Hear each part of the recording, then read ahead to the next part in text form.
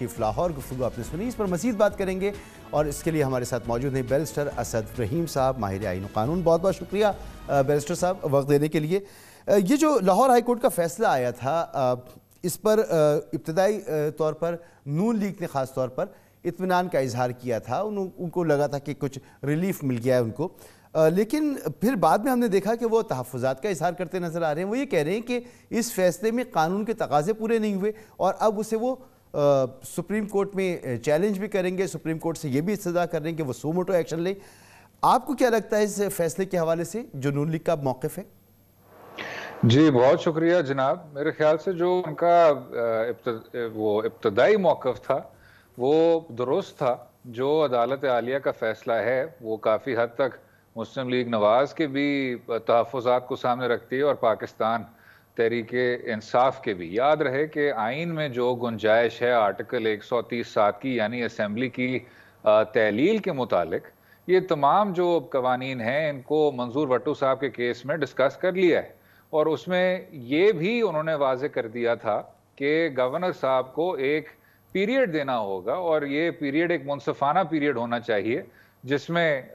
آپ کے وزیر اعلیٰ صاحب ووٹ آف کانفیڈنس کے لیے جا سکتے ہیں۔ اور اس بار جو وہی جو مدت تھی وہ بہت زیادہ محدود تھی۔ تو ایک تو یہ نقطہ آرگیو ہوا تھا، اور جو دوسری بات ہے جو مسلم لیگ نواز کو میرے خیال سے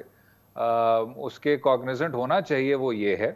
کہ ووٹ آف کانفیڈنس کے متعلق کہیں نہیں لکھا ہوا کہ وزیر اعلیٰ صاحب اسمبلی کی تحلیل نہیں کر سکتے۔ وہ صرف اور صرف ہوتا ہے تحریک عدم اعتماد کے متعلق، یعنی نو کانفیڈنس۔ تو اگر آپ آرٹیکل 112 کے تحت اسمبلی کو ڈیزالو کرنے کی کوشش کریں، وہ ووٹ آف نو کانفیڈنس کی روشنی میں نہیں ہو سکتا، لیکن ووٹ آف کانفیڈنس کی روشنی میں ہو سکتا ہے۔ یہاں بھی عدالت عالیہ نے منظور وٹو صاحب کے کیس کو پریسیڈنٹ بناتے ہوئے یہ کہا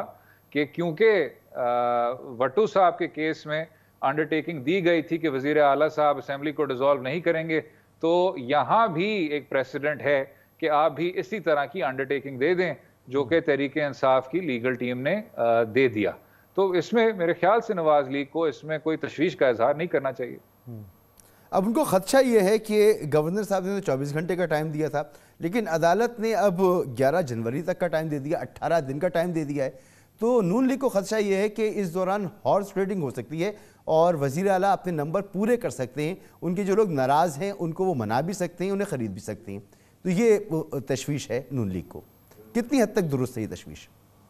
جناب جو پیر صابر شاہ صاحب کا کیس ہے اس میں بھی یہ نمایاں ہے کہ آپ کو وزیر اعلیٰ صاحب 48 آورز میں تو نہیں، بلکہ اس میں میرے خیال سے جو مدت دی گئی ہے وہ 10 دن کی ہے۔ اسی کے رف کانٹرز پہ آپ کو نظر آ رہا ہے کہ عدالت عالیہ چل رہی ہے۔ تو اگر آپ پیر صابر شاہ صاحب کے پریسیڈنٹ کو اور وٹو صاحب کے پریسیڈنٹ کو سامنے رکھیں، یہ کوئی قانون سے ہٹ کے یا پریسیڈنٹ سے ہٹ کے بات نہیں ہے کہ وزیر اعلیٰ صاحب کو ایک مخصوص مدت دی جائے اور اس مدت کے آخر میں وہ ایک ووٹ آف کانفیڈنس کے لیے جائیں گے۔ یاد رہے کہ آرٹیکل 130 میں یہ لکھا ہوا ہے کہ گورنر صاحب اپنے اختیارات کو ایکسرسائز نہیں کریں گے جب تک وہ سیٹسفائیڈ نہیں ہے۔ جو لفظ استعمال ہوا ہے وہ سیٹسفائیڈ کا ہے، جب تک وہ مطمئن نہیں ہے کہ وزیر اعلیٰ صاحب اپنے اعتماد کو کھو بیٹھے ہیں۔ تو جو وجوہات انہوں نے سامنے رکھے کہ جی کابینہ میں جھڑپ ہو گئی، آرگیومنٹس ہو گئیں، ہمیں نہیں لگتا وہ تحریک انصاف کے لیڈران کے ساتھ کچھ کشیدگی ہو گئی، اور ان وجوہات کی بنیاد پہ ہم چاہ رہے ہیں کہ آپ اب ایک ووٹ آف کانفیڈنس کے لیے جائیں، وہ سب اپنی طرف، لیکن اس کے ساتھ ساتھ آپ کو ایک مدت بھی فراہم کرنی چاہیے۔ جہاں تک ہارس ٹریڈنگ کی بات ہے، یہ تاریخ کا ایک تلخ تجربہ ہے، اور ہمارے تمام پارلیمانی نمائندوں کو اس پر میرے خیال سے اس پہ توجہ دینی چاہیے کہ اس ناسور کو ختم کر دیا جائے عدالت عظمیٰ کے سپریم کورٹ بار ایسوسی ایشن کے فیصلے کے بعد۔ بالکل ٹھیک۔ اچھا، عدالتی ریمارکس جو تھے اس دن، ان سے لگتا یہ تھا کہ وزیر اعلیٰ کو اعتماد کا ووٹ لازمی لینا پڑے گا، لیکن جب تحریری فیصلہ سامنے آئے تو اس میں ایسی کوئی قطغن نہیں تھی۔ کہا گیا کہ آپ چاہیں تو لے لیں، چاہیں تو نہ لیں، اور پھر 11 جنوری کی ڈیٹ دے دی گئی کہ فریقین اس پر جوابات لے کر آئیں اپنے۔ تو یہ کیا معاملہ ہوا؟ جی آپ بالکل درست کہہ رہے ہیں۔ اصل میں جو قانونی سوال تھا کہ کیا گورنر صاحب ڈی نوٹیفائی کر سکتے ہیں وزیر اعلیٰ صاحب کو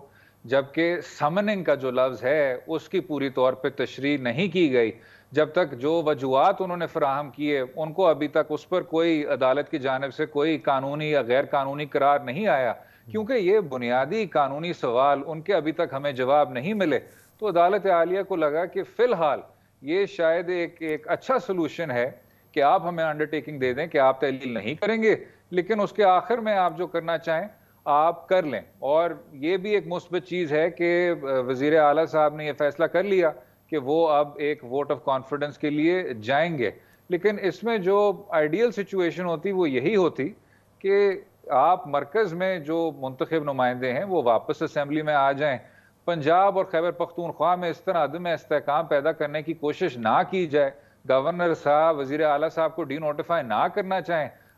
نہ کریں، اور جو ایک 2008 کے بعد سے ایک اتفاق تھا تمام سیاسی جماعتوں کا کہ ہم ایک دوسرے کو اس طرح انڈرمائن نہیں کریں گے غیر جمہوری قوتوں کے خاطر، اس کو اس طرح ختم کرنا میرے خیال سے پاکستان کے لیے مناسبت سے ہٹ کے تھا۔ ٹھیک، اور اس پر صرف نون لیگ کوئی تحفظات نہیں تھے، پی ٹی آئی نے بھی اس فیصلے پر ابتدائی تحفظات کا اظہار کیا تھا۔ فواد چودھری صاحب نے کہا کہ جو انڈرٹیکنگ مانگی گئی ہے اس سے ہم اتفاق نہیں کرتے، تو وہ فیصلے کو غالباً وقت پر سمجھ نہیں پائے، یا دونوں طرف یہی عمل ہوا؟ دیکھیں، فواد چودھری صاحب کا جو سوال ہے وہ جائز ہے، کیونکہ آرٹیکل 130(7) ڈیسولوشن کے ساتھ نہیں جڑا ہوا، یعنی جب گورنر صاحب کہتے ہیں کہ ووٹ آف کانفیڈنس کے لیے جائیں تو یہ کہیں نہیں لکھا ہوا کہ وزیر اعلیٰ صاحب اس پیریڈ میں اسمبلی کی تحلیل نہیں کر سکتے، وہ صرف اور صرف آرٹیکل 112 میں تحریک عدم اعتماد کے لیے ہے۔ اس لیے تحریک انصاف کی جو سینئر قیادت ہے جس میں فواد چودھری صاحب بھی شامل ہیں، وہ یہ سوال اٹھا رہے ہیں کہ انڈرٹیکنگ کا ووٹ آف کانفیڈنس سے کیا تعلق ہے، لیکن اس میں جو مختصر جواب ہے وہ یہ ہے کہ منظور وٹو صاحب کا جو کیس ہے وہ ایک پریسیڈنٹ ہے جس میں باقاعدہ وٹو صاحب کی حکومت کے متعلق عدالت عالیہ نے یہ انڈرٹیکنگ مانگی تھی کہ اگر ہم آپ کی حکومت کو بحال کر دیں تو جو انہوں نے ایکسپریشن استعمال کیا وہ بل ان چائنا شاپ ہے کہ آپ بحال ہو کے اسمبلی کو تباہ کرنے کی کوشش نہ کریں، تحلیل کرنے کی کوشش نہ کریں، تو تب انڈرٹیکنگ ایس ایم ظفر صاحب نے دی تھی کہ وزیر اعلیٰ صاحب نہیں کریں گے۔ لیکن ایک بار پھر افسوس سے کہنا ہوتا ہے کہ تاریخ وہی جو تاریخ ہے وہ ایک بار پھر ہمیں دیکھنے کو مل رہی ہے۔